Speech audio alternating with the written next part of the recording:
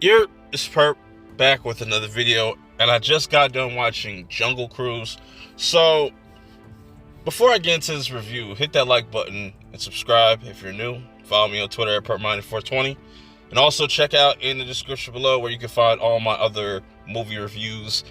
This won't be the last one this weekend. I definitely will have some more reviews coming very shortly. But let's get into this movie and just, what's interesting about this whole entire film within itself is it shows you that Disney is capable of producing a good movie. And I will say that this is a good movie. Now, I could see some people having some complaints. It's not perfect by any means.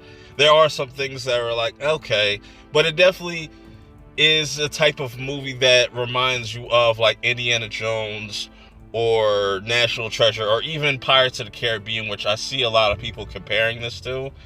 I wouldn't really compare it to Pirates of the Caribbean unless you're talking about all the mystical stuff, but it mixes a lot of these different elements from these different movies, and they kind of do something a little different. I was laughing all the way through. The Rock was definitely a dope addition to this whole entire film.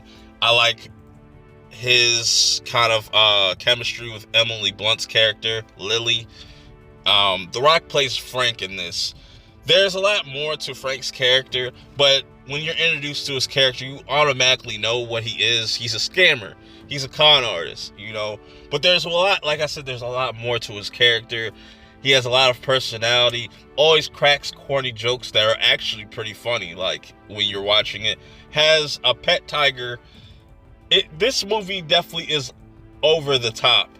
It starts off, it make it seem like it's pretty grounded, but once you start to get into it and they kind of delve into the lore and just the backstory on this arrowhead that everybody wants to get their hands on because it leads to this tree, and this tree is pretty much kind of like a tree of life or a fountain of youth type thing, where when they set the story, you have these like conquistadors, and they're also trying to be released from this curse because there's this curse surrounding this tree to help protect it. They want to pretty much Emily Blunt's character wants to get her hands on one of these like rose petal things, or a petal from one of the from the tree, pretty much, so she can revolutionize like health and help people from disease and whatnot. Other people have other motives for why they want to find this plant. There's a lot going on. Like I said, it's very over the top, but it's a roller coaster of adventure.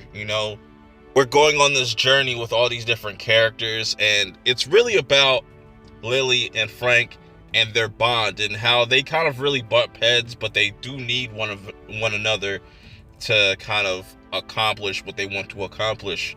But they do bump heads, and I really like how that all kind of plays up into the finale of this movie. I will say it was pretty strong. I like the ending.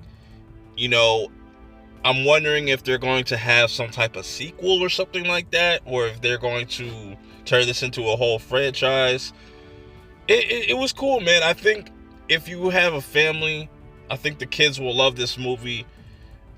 I think in general, people will just have a good time. Like I said, if you like Indiana Jones, Pirates of the Caribbean, any type of adventurous type of movie, you will definitely like Jungle Cruise.